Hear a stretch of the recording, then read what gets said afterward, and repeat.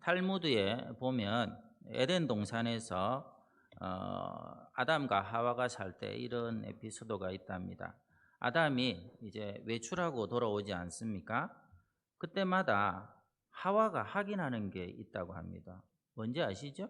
뭐 확인합니까? 아담이 외출하고 갔다 오면 갈비뼈 숫자를 확인을 하는 것입니다. 혹시나 또 하나님이 딴 여자를 만들어 가지고 그거 만나고 다니지 않는가?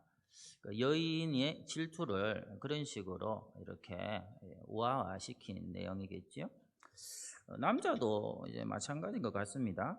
지금 생각하면 굉장히 지금 황당한 얘기인데요. 이거 제 어릴 때 뭐 기억이니까. 제 어린 시절 1970년대에는 대한민국의 남자 가수는 딱 두 사람밖에 없었습니다. 누구죠? 남진하고 나훈아 두 사람밖에. 하여튼 성경 말고는 모르는 게 없어요. 우리 성도들은 물어보면 진짜 대단해요. 새벽기도 나오는 분도 똑같아요. 하여튼 근데 이 저희들 초등학교 3학년 4학년짜들이 모여서 하는 얘기가 뭐냐 하면요, 이 꼬맹이들끼리 무슨 대화를 주고받느냐 하면, 야야 나훈아 얼굴에 그 흉터 알지? 흉터. 지금은 그게 있는지 모르겠습니다. 그때는 여기 딱 이런 흉터가 있었거든요. 그 흉터가 왜 생겼는지 알아?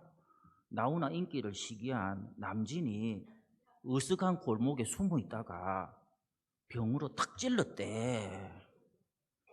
그 얘기를 우리가 주고받았습니다.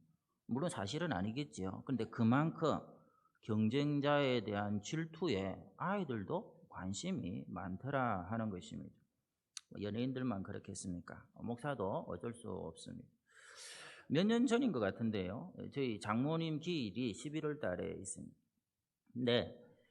그때 이제 장모님 추모 예배를 제가 늘 인도를 하는데 급한 일이 있어가지고 당회를 했어요. 그 시간에. 당회를 하는 바람에 집사람 보고 한번 예배 인도를 해라 이렇게 부탁을 했습니다.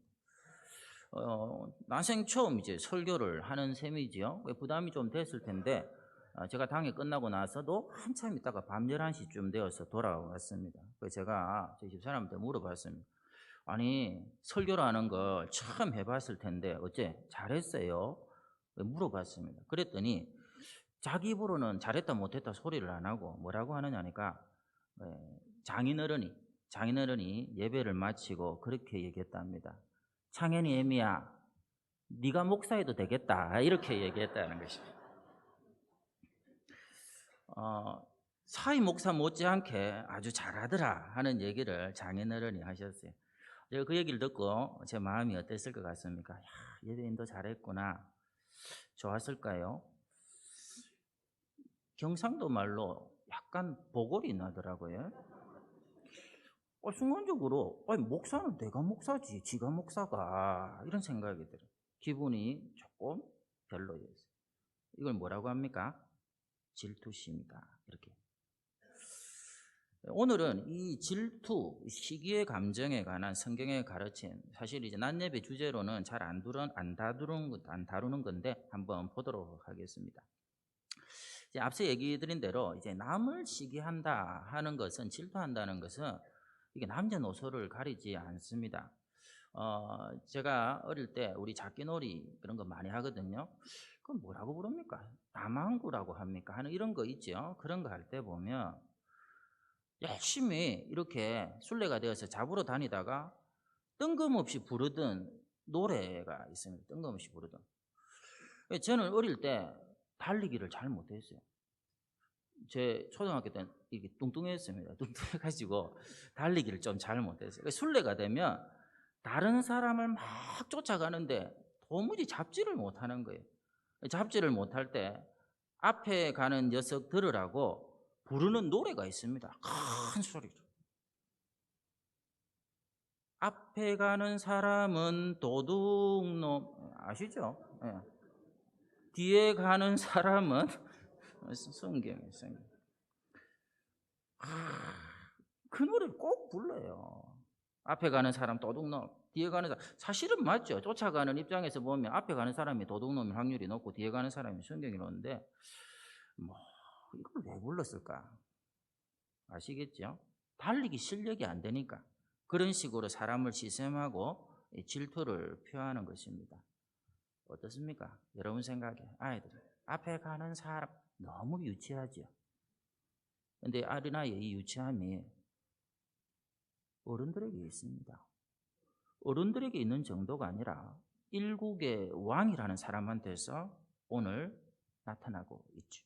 먼저 7절, 8절을 읽도록 하겠습니다. 7절, 8절 있습니다. 시작.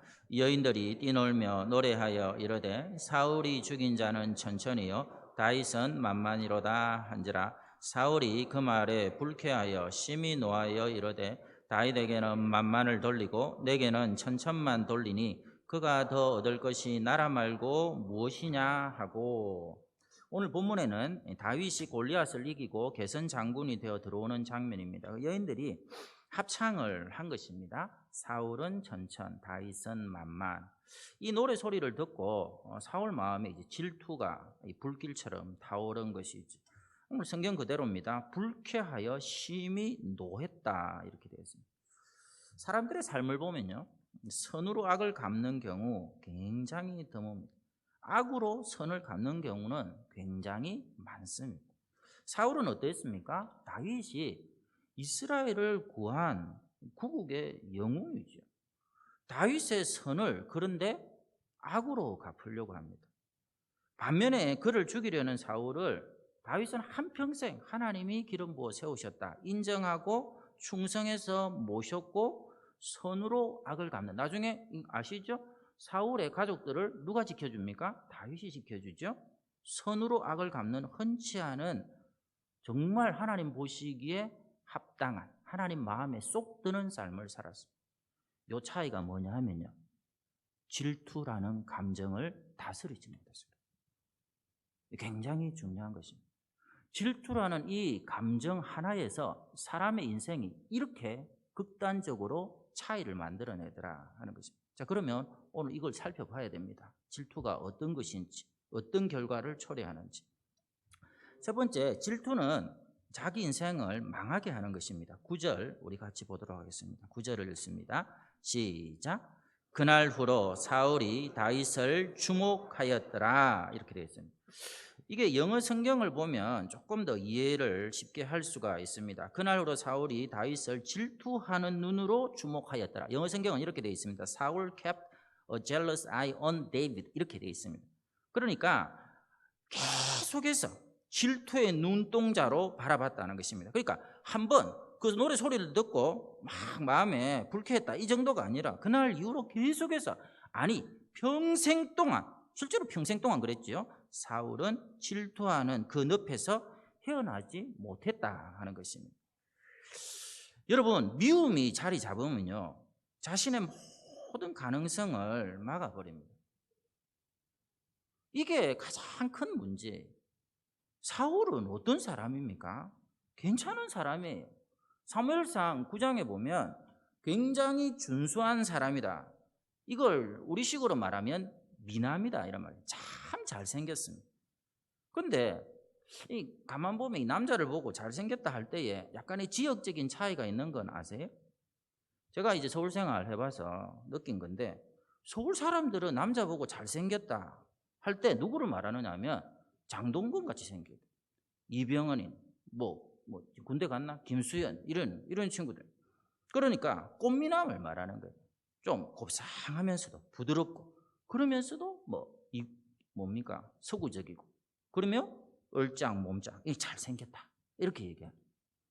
근데 부산 사람들은 그렇게 생기면 우리 옛날 어른들은 뭐라면 그거 남자도 아니다 이렇게 얘기를 합니다. 부산에서는 어떻게 하면 잘생긴 남자입니까? 일단 배가 좀 나오고 우락부락하고 광대뼈도 좀 튀어나오고 눈도 매섭고, 그러면 참 다보지고요 잘생겼다고 이런 소리 한 번씩 합니다. 아닌가 보네.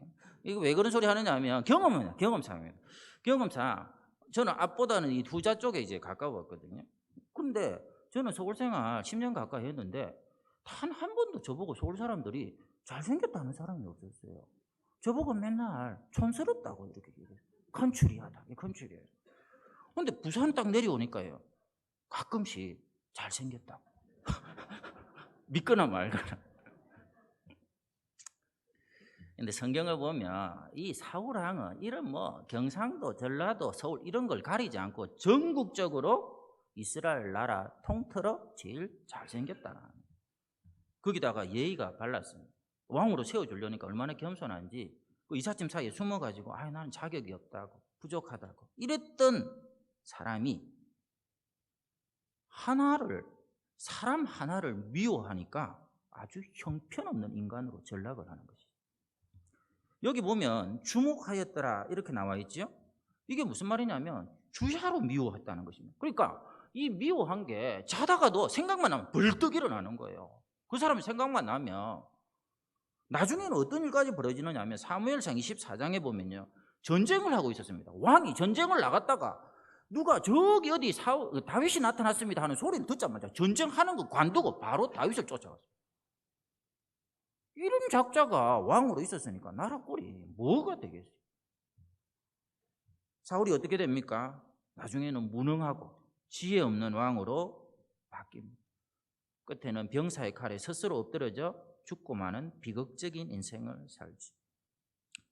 역사 속에 아주 비슷한 경우가 있죠. 음악가, 예전에 아마데우스라는 영화로 나왔는데요. 거기 보면 18세기 오스트리아 빈의 궁중악사 안토니오 살리에르라는 사람이 있습니다. 굉장히 탁월한 음악가였습니다. 인정도 받았습니다. 그런데 어느 날 천재적인 재능을 가진 아마데우스 모차르트가 딱 등장을 하니까 그 속에 이 질투의 감정이 끓어오르는 것입니다. 이 모차르트를 미워하면서 살리에르 인생은 완전히 무너지기 시작하죠. 결국 존경받던 음악가가 미쳐버리고 나중에 어떻게 하죠? 하나님을 저주하면서 생을 마칩니다. 여러분, 이 질투라는 것이 여러분 생각에 나는 없는데 안 그래요. 제가 믿음 좋다는 분들하고 얘기해 보면 10년 만에 만났는데 10년 전에 조금 폄하하던 그 사람 얘기 또 하는 사람 제일 많이 봤습니다. 믿음 좋아도 마음속에 엉어리지가 있는 어떤 상대에 대한 것들을 떨쳐내는 거 생각처럼 쉽지 않습니다. 그러면 나의 가능성은 죽기 시작하는 겁니다. 한 걸음 더 나아가서 그것이 결국 사울이 그토록 괜찮았다가 비참해진 것처럼 나의 생을 파괴시키는 무서운 죄악이다 하는 것을 기억해야 됩니다. 두 번째, 이 질투는 뭐냐면 악령의 역사입니다. 10절을 우리 한번 보도록 하겠습니다. 10절입니다. 같이 읽습니다. 시작. 그 이튿날 하나님께서 부리시는 악령이 사울에게 힘있게 내림에 그가 집안에서 정신없이 떠들어대므로 다윗이 평일과 같이 손으로 수금을 타는데 그때에 사울의 손에 창이 있는지라. 질투는 여러분 단순한 감정이다 이렇게 생각하시면 안 됩니다. 그 배후에 오늘 분명히 나와 있죠. 악한 영이 도사리고 있습니다. 이게 미워하는 감정이 이거 진짜 이럴 수가 있어요. 나중에 자기 사위가 될 사람인데 얼마나 미워하면 창으로 벽에다가 찔러가지고 이게 뭐 꼬지도 아니고 그죠? 그런 생각을 품는다니까. 이런 마음을 품을 수 있어요. 미워하니까 사람이 그렇게 되는데 이게 누가 조종하는 것이다? 악령이 조종하는 거예요. 우리나라 영화 중에 오래됐습니다. 영화 제목이 아예 질투는 나의 힘 이런 게 있습니다. 질투는 나. 저도 본 적은 없습니다. 근데 그 영화 제목 잘못됐어요. 질투는 나의 힘이 아니고 마귀의 힘이에요. 그거 만드니까 또 다른 이름 비슷한 감독이 복수는 나의 그것도 아니에요. 그 복수도 마귀의 것이. 이 감독은 나중에 친절한 금자씨 이런 거 만들어요. 친절 안 합니다. 사람 잡는 금자씨. 여러분 미움이다, 정오다 이런 것은 내가 악한 영의 도구가 될 수 있습니다. 그래서 야고보서 3장 14절 15절에는 시기와 다툼은 세상적이요 정욕적이요 마귀적이다 이렇게 못을 받고 있습니다. 오늘 말씀도 보세요. 질투하는 사울을 향해 악령이 충동질하니까 다윗을 끝까지 파괴하도록 조종을 하는 것입니다. 여러분 마귀의 특징이 뭡니까? 남 잘 되는 꼴을 못 보는 겁니다. 우리는 질투할 때 이것이 나도 망하지만 1번입니다. 남을 망하게 할 수 있다. 그렇게 하기 위한 사탄의 업무다 하는 것을 분별해 내야 됩니다. 저는 바닷가 사람이에요. 바닷가에서 자라서 그 어릴 때 개 잡았습니다. 개. 우리는 개라고 안 하고 끼라고 하죠. 끼, 꽃기. 이제 끼, 큰 개를 이렇게 잡는데요. 많이 잡으면 수십 마리를 잡습니다. 그래서 저희들 이제 그 바게트에 이렇게 담아 놓으면요. 이 수십 마리 꽃게를 잡아서 바게트에 담아 놔도 뚜껑을 덮을 필요가 없어요. 뚜껑을 덮지 않아도 도망을 못 갑니다. 왜냐하면 한 녀석이 도망가려고 밖에서 입구에다 다리를 딱 얹지 않습니까? 그럼 밑에 있는 다른 놈이 그놈 뒷다리를 붙들고 딱 늘어요. 그럼 반대쪽에서 또 다른 놈이 막 기어오려고 하면 또 딴 놈이 어떻게 알았는지 끄집어내립니다. 이쪽에서 올라가려면 이놈이 끄집어내리고 이쪽에 끄집어내리고 결국 한 마리도 한번 저는 이제 경험이 있으니까 이렇게 다 보고 있으면요. 1시간이 지나도 한 마리도 도망 못 가요. 그리고 전부 다 꽃게탕으로 이렇게 끝이 나는 거예요. 개의 인생 철학, 너 죽고 나 죽자. 있어요. 여러분 있습니다. 사람들 안에 이런 게 너무너무 많이 자리 잡고 있습니다. 경쟁관계의 시각. 선의의 경쟁이 아니라 남보다 앞서야 되고 어떨 때는 남을 짓밟고 일어서야 내가 살 수 있고 내 자식이 살 수 있다는 잘못된 경쟁관계가 형제를 보고 이웃을 보고 성도를 보는 눈이 되면 이거는 심각한 겁니다. 자, 중요한 것은 이제 지금부터입니다. 자, 그렇다면 이 질투, 시기하는 거 이거 뭐 목회자도 예외도 아니고 우리가 살아가면서 다 겪는 문제인데 이것 때문에 나도 망하고 남도 망하게 한다면 이겨내야 될 거 아닙니까? 자유할 수 있으면 그것을 위해서 우리가 결단해야 되지 않겠습니까? 저는 하나만 잘하면 된다고 봅니다. 그게 뭐냐 하니까 내가 내 자신이 되는 겁니다. 내가 내 자신이 되는 겁니다. 다른 사람이 되려고 하지 말고 나 자신이 되면 됩니다. 왜 우리 안에 이 미움과 질투가 일어나느냐 하면 하나님이 나에게만 허락하신 독특한 사명이 있다. 내가 아니면 왜 자꾸 다른 지배하고 우리 지배를 비교합니까? 하나님께서 우리 지배가 아니면 절대로 이룰 수 없는 하나님의 뜻을 주시고 이 땅에 심으셨다는 것을 못 믿기 때문에 그런 거죠. 나 자신에 대해서도 마찬가지입니다. 나에게만 허락하신 독특한 하나님의 맞춤 비전이라는 게 있습니다. 에베소서에 보면 우리는 그의 만드신 바라 이렇게 되어 있습니다. 여러분 한 사람 한 사람을 뭐라고 표현하느냐면 우리는 하나님이 만드신 반대 그걸 헬라어로 보면 포이에마 이렇게 되어 있습니다. 포임 영어로 시라는 것이죠. 그러니까 여러분 한 사람은 지금 500명이 있으면 전부 다 여러분 시 중에 똑같은 시는 존재하지가 않습니다. 그죠? 시는 다 달라요. 그리고 장르도 다 다릅니다. 하나하나가 여러분 하나님의 작품, 시예요, 시. 영시, 장르가 있죠. 동시. 그다음 또 무슨 시가 있습니까? 서사시, 서정시, 시족. 여러분, 우리 교회 안에 여러분 다 지금 작품시. 이런 교회 안에 보시면 막 이제 끝나고 밥 먹고 이렇게 전도실 가면 좀 막 말이 많고 수다 떠는 분 있죠. 서사시입니다. 서사시 그런 분들 말이 많으면 서사.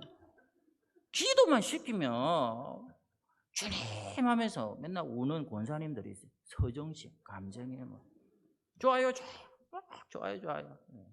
잘 웃고 다니시는 분 보면 동시다. 가끔씩 우리 교회는 잘 없는데 막 영어 쓰시는 분이 있습니다. 원더풀, 그레이, 영시라고.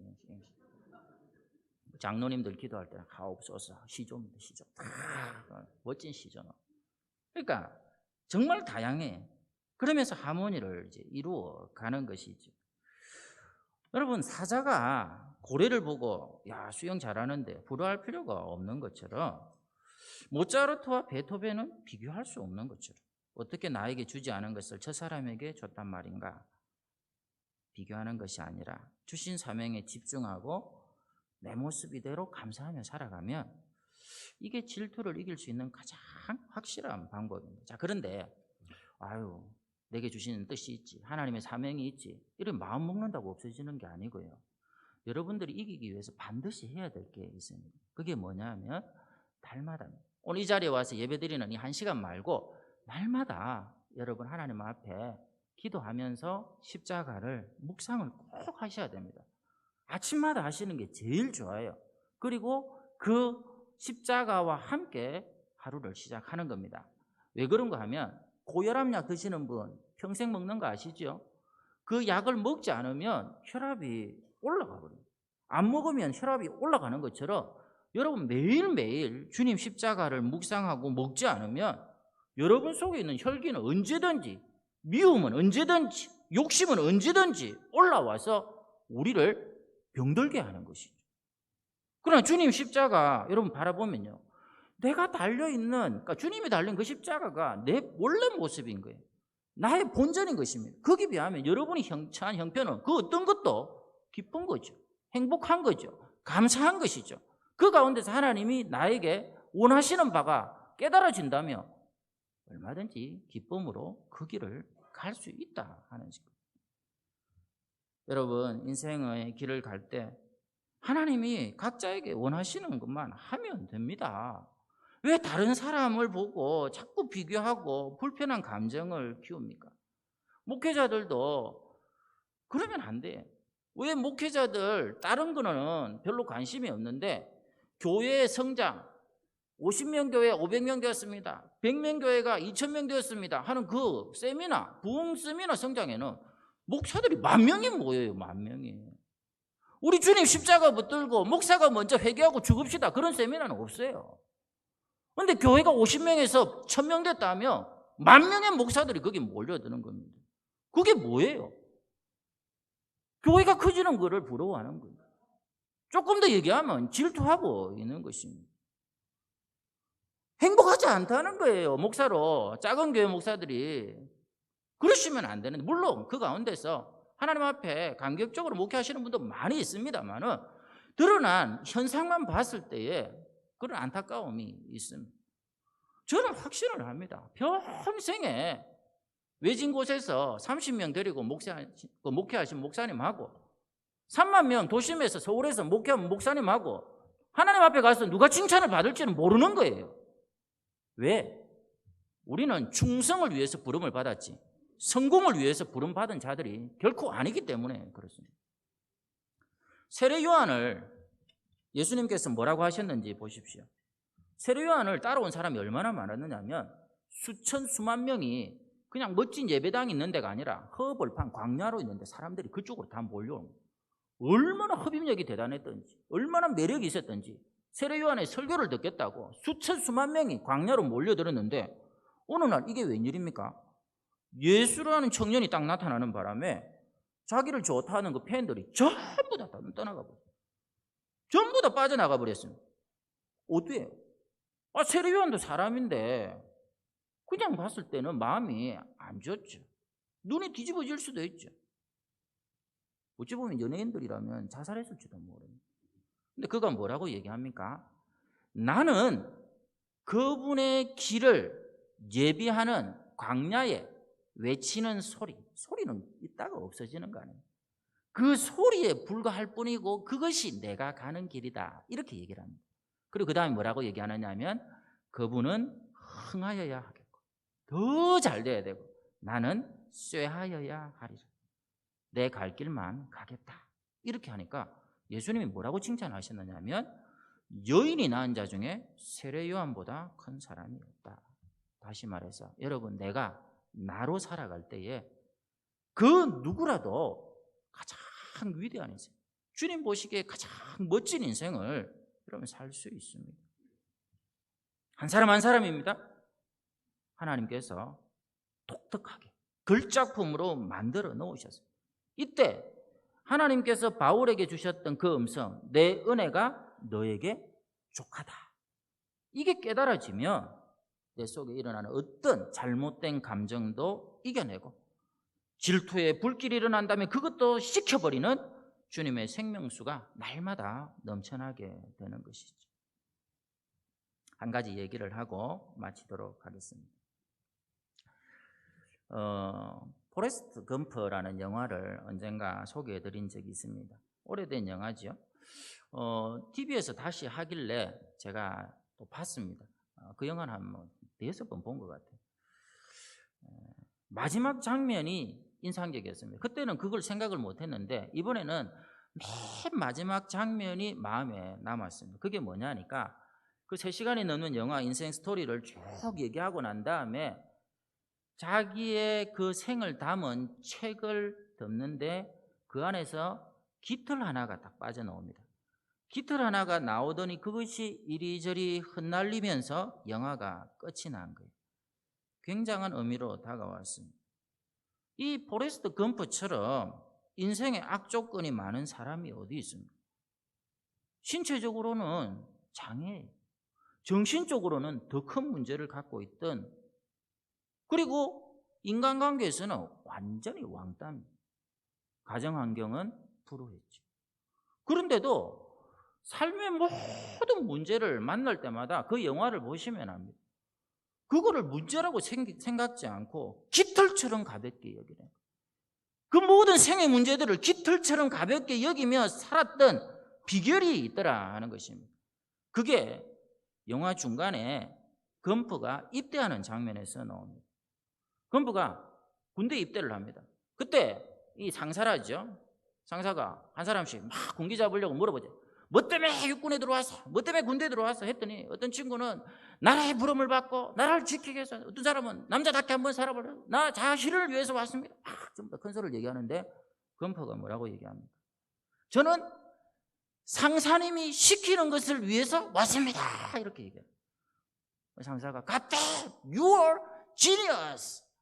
원래 IQ 75인데 네 IQ 160이다. 이렇게 얘기해 주는 거예요. 이게 정답입니다. 우리는 왜 이 땅에 존재합니까? 자신을 위해서 존재합니까? 여러분의 야심과 욕망을 위해서 존재합니까? 부모를 기쁘게 해드리기 위해서 존재합니까? 나를 이 땅에 심으신 하나님, 나를 이 땅에 부르신 하나님이 시키는 그것을 위해서 살아간다.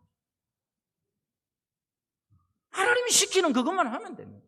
다른 사람 쳐다볼 거 없고, 다른 교회 쳐다볼 것도 없고, 그렇게 살아갈 때에 IQ 75, 이 포레스트 검프, 그의 보잘것없는 삶에 상상할 수 없는 엄청난 기적이 연출된 것처럼 동일한 은혜와 역사가 우리 삶에도 주어지지 않겠습니까? 사랑하는 성도님들, 여러분 앞에 2가지 인생이 있습니다. 우리 아이들 앞에도 2가지 인생이 있습니다. 미움의 감정, 잘못된 감정을 다스리지 못해 살과 같은 인생을 살 수도 있습니다. 그러면 하나님이 우리를 버리십니다.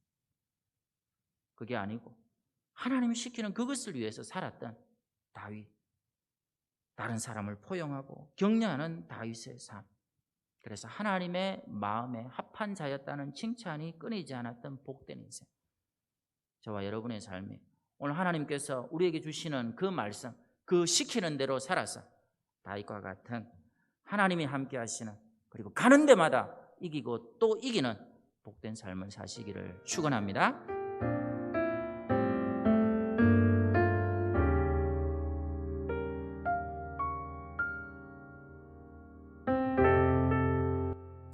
하나님, 저희들이 큰 어려움 가운데 처해 있습니다. 이게 이렇게 큰 문제가 될 줄 몰랐습니다. 우리의 힘으로 쉽게 해결할 수 있는 문제인 줄로 알았습니다. 우리의 가학으로, 우리의 경제적인 능력으로 능히 해결할 수 있을 줄 알았습니다. 그래서 하나님께 도와달라고 기도하지 못했습니다. 하나님, 우리가 교만했습니다. 하나님, 우리가 어리석었습니다. 우리의 교만함과 어리석음을 용서하여 주시옵소서. 긍휼히 여겨주시고 도와주시옵소서. 우리를 구원해 주시옵소서. 여호와께서 집을 세우지 아니하시면 세우는 자의 수고가 헛되고, 여호와께서 성을 지키지 아니하시면 파수꾼의 경성함이 허사임을 믿습니다. 우리나라 의료인들과 공무원들이 죽을 힘을 다하여 싸우고 있습니다. 하나님, 저들을 도와주시옵소서. 저들의 수고와 헌신이 헛되지 않도록 도와주시옵소서.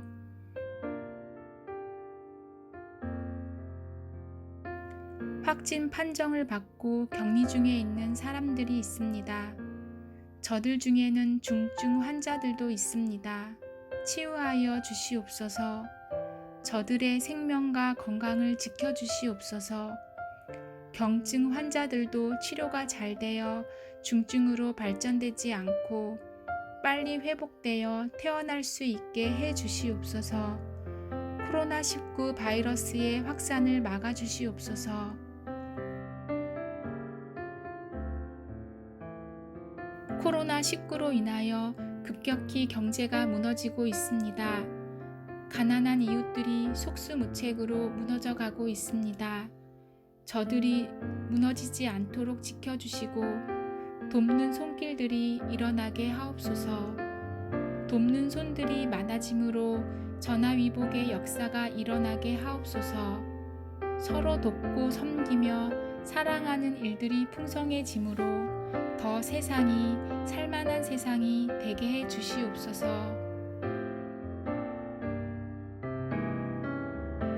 이 모든 일들이 하나님의 은혜로 다 수습되고 해결되어 다시 일상으로 돌아가게 되었을 때 마스크 없이 자유롭게 사람들을 만나며 이야기하며 차와 음식을 나누며 함께 예배하는 소소한 일상이 하나님의 크신 은혜임을 잊지 않게 하옵소서.